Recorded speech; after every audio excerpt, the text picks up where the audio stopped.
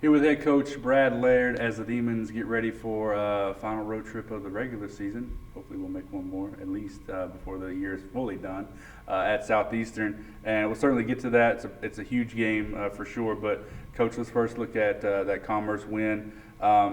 You talked about several times this year about this team facing adversity, coming back and responding. Happened again on Saturday. They scored a couple touchdowns to tie the game. But what does it say about this team when they do give up that 14-point lead to come back and finish it out 27-0? Yeah, it's funny you bring that up because, when I talked to the team yesterday, that was the big emphasis that I talked about. You jump out on the road, you're up 14-0, everything's going your way, and then bam, you blink and it's 14-14. I thought what happened after that kind of just tells you what our team's about. We take the next drive and go 70 yards. We had to convert a fourth down during that drive, and then we actually scored on 3rd and 4 on the pass to Jaheim to make it 21-14. I thought that was a great sign to be able to answer and kind of get the momentum back, to be able to go into halftime and then coming out after halftime and getting that quick score offensively and then interception return for a touchdown to kind of seal it. Do you feel, obviously it's a huge play PJ makes and it takes it back to the house, but do you feel like that was really the one of the more pivotal moments of the game when that happened? It's like, okay, we're really feeling like things are going well. Yeah, that of course, a huge play. Anytime, especially for a team that has not gotten a lot of takeaways. So definitely a huge moment. But I still think, that situation in the first half, and then I'm going to take it another step. The end of the first half, offensively, we started at the -1 and the -15. So, we're backed up against the wind. And one time defensively, they started at the +33. So they had the field position. And we came out of that without giving up points. I thought that was huge, even though it wasn't a big one particular play, but I thought it was 3 or 4 series there to end the second half to be able to keep them off the scoreboard. That kind of allowed that play in the second half that you're talking about with PJ to be so pivotal because of the situation. You got contributions up and down the roster really all season and certainly on Saturday.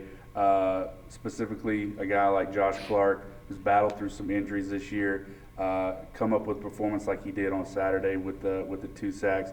What does it mean to see him be able to do that and contribute, especially in such big moments? Yeah, it's good to see. It's really why we do what we do, because nobody sees how hard he works at practice and how bad he wants to be out there every snap and be able to contribute. But credit to Coach Glosser, putting him in the right situations, and a credit to Josh.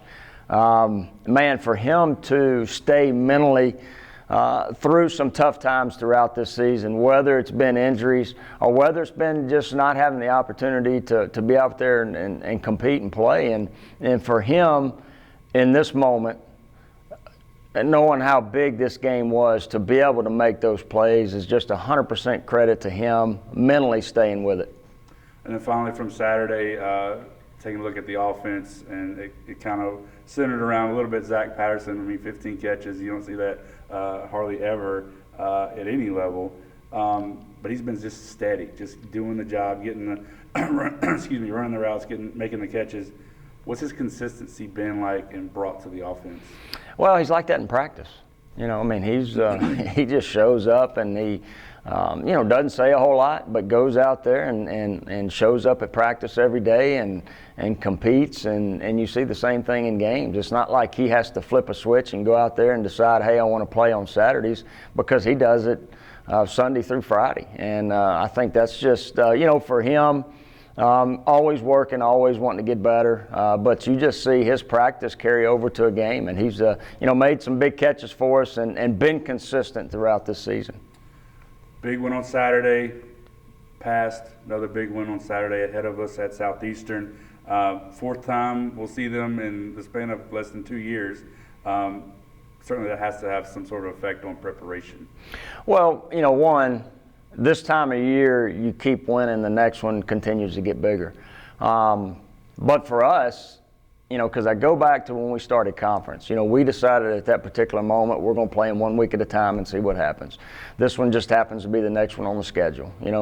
It's big because of what's happened in the past. And so it's important for us to make sure we prepare to be the best that we can be on Saturday.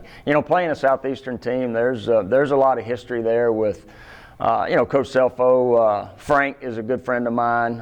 Anthony was on our staff. I hired him when I got here and became the head coach. So there's guys on that staff that we know personally, and it makes it even funner. But I'm a credit to what they've done in the past and what they're doing now. And when you play them, you better be ready to play for 60 minutes, and our guys will be.